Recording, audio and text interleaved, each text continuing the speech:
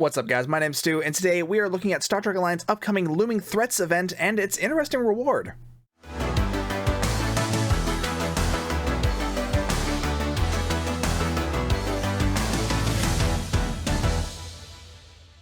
We already know Star Trek Online is doing a big story update on May 9th, which is going to consist of a new episode, a new TFO, and 2 new patrols, and of course, they are going to be doing all this with an event. And we now know that this is going to be called the Looming Threats event. To participate in this event, you just got to do the new episode, which is Wish Upon a Star, Leviathan, which is going to be the new TFO, or you can do Azure Nebula, Days of Doom, or Vault Ensnared, those are existing TFOs, or do the new patrols, that is Jupiter Gauntlet, or Bringers of War. Those will earn you daily progress. You can earn up to 2 daily progresses a day, and you need 40 total to complete the event, so that is a total of 20 days, which is a pretty standard event for Star Trek Online. Now, the really interesting thing about this event is its reward, the Crystal Harmonic Space Set. This set's a little weird because it consists of a warp core, a shield, a weapon, and a console. Usually they don't mix the warp cores and shields with the weapons and consoles. Usually those are their own thing, but nope, not this time. Now they are all one set, which, I mean, I'm not knocking on it. It's actually a kind of interesting approach. The set is also themed around what they're calling the new warp crystal mechanic, which I'll get to that in a little bit.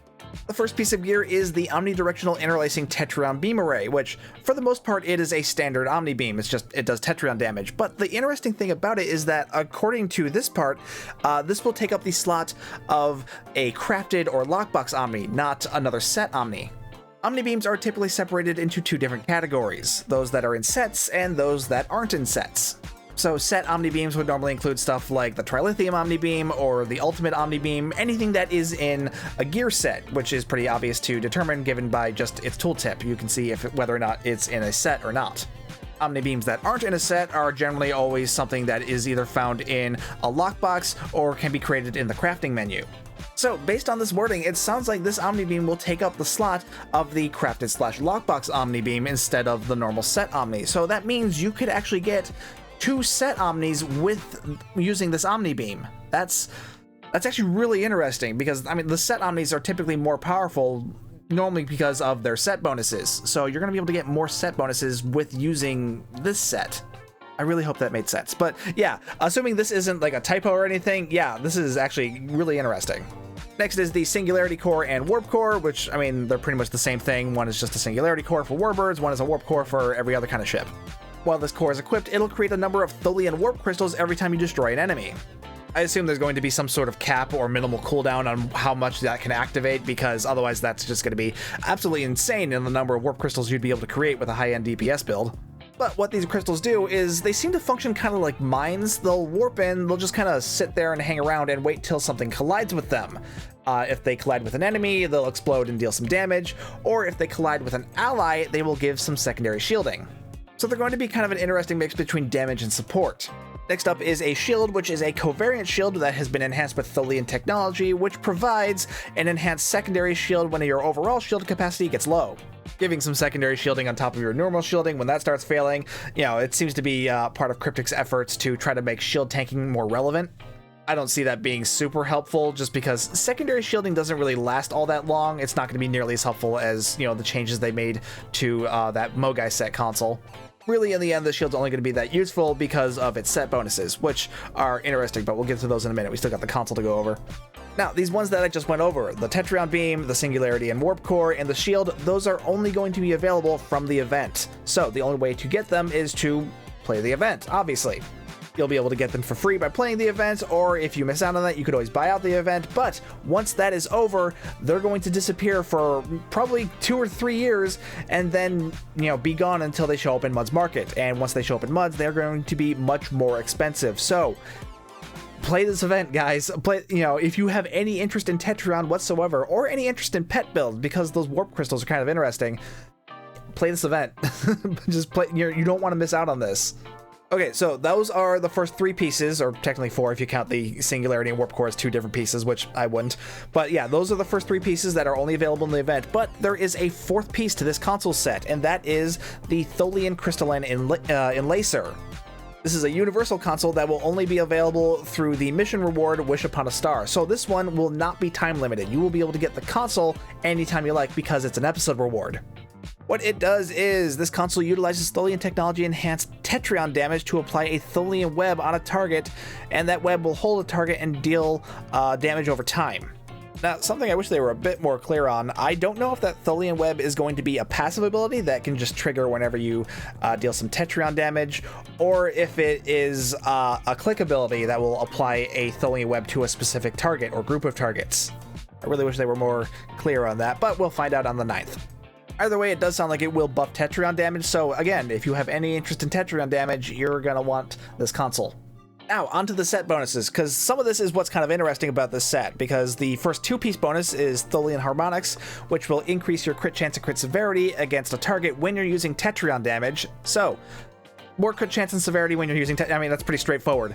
More crit chance, more crit severity are always good things to have, but you will only get that when using Tetryon damage. So Tetryon is going to have a little bit of an advantage when it comes to crit chance and crit severity if you're using at least this 2-piece.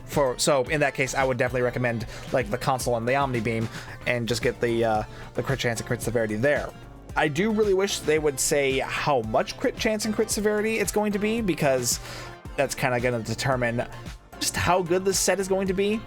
As it is, it's just kind of up in the air, but it does sound promising. The 3-piece is called Tetryon Nucleation, and I honestly really hate the wording on this. Chance on hit to create a crystal when using Tetryon damage. So from the sound of that, it gives the impression that whenever you hit an enemy with Tetryon damage, you'll have a chance to create yet another of those Tholian warp crystals. Again, really wish they'd tell us how much of a chance it would give, but I guess we'll know on Tuesday.